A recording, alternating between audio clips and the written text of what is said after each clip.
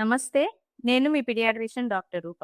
మనం మన ప్రీవియస్ వీడియోలో న్యూబార్న్ బేబీస్‌లో జాండీస్ ఎందుకొస్తుంది? ట్రీట్మెంట్ ఆప్షన్స్ ఏముంటాయో డిస్కస్ చేసుకున్నాం కదా! ఇప్పుడు ఈ వీడియోలో న్యూబార్న్ బేబీస్‌లో జాండీస్ ఉన్నప్పుడు అసలు ఏం చేయకూడదో డిస్కస్ చేసుకుందాం. ఫస్ట్ థింగ్ న్యూబార్న్ బేబీస్‌కి జాండీస్ వచ్చినప్పుడు అందరూ కామన్‌గా చేసే పెద్ద మిస్టేక్ ఏంటి అంటే మదర్స్‌కి డైట్ రెస్ట్రిక్ట్ చేస్తారు. పథ్యం చేస్తారు. మదర్ తీసుకునే డైట్‌కి, జాండీస్‌కి అస్సలు సంబంధం ఉండదు. మదర్ మంచిగా అన్ని క్యాలరీస్, ప్రోటీన్స్ హెవీగా డైట్ తీసుకోవటం వల్ల అసలు జాండీస్‌కి ఏ ఇంపాక్ట్ ఉండదు. హ్యాపీగా అంతా డైట్ తీసుకోవచ్చు. ఇంకా ఇలా పథ్యం చేయటం వల్ల ఫీడ్ తగ్గిపోయి జాండీస్ పెరిగే ఛాన్స్ ఉంటుంది. సో, దయచేసి మదర్‌కి మంచిగా అంత డైట్ పెట్టొచ్చు. సెకండ్ థింగ్ ఏంటంటే న్యూబార్న్ బేబీస్‌లో జాండీస్ ఉన్నప్పుడు ఎక్కువ సేపు ఎండలో పెట్టకూడదు. సన్‌లైట్‌లో ఎక్కువ సేపు పెట్టటం వల్ల బేబీస్ డీహైడ్రేట్ అయిపోయి జాండీస్ పెరిగే ఛాన్స్ ఉంటుంది. సో, సన్‌లైట్‌లో కూడా ఎక్కువ సేపు పెట్టాల్సిన అవసరం లేదు. నాట్ మోర్ థాన్ 10 మినిట్స్ అంతే. థర్డ్ థింగ్ ఏంటంటే ఇట్లా బేబీస్‌కి జాండీస్ ఉన్నప్పుడు ఇది కూడా కామన్‌గా చేస్తా ఉంటారు. ఇంట్లో ట్యూబ్ లైట్స్ ఎయటం,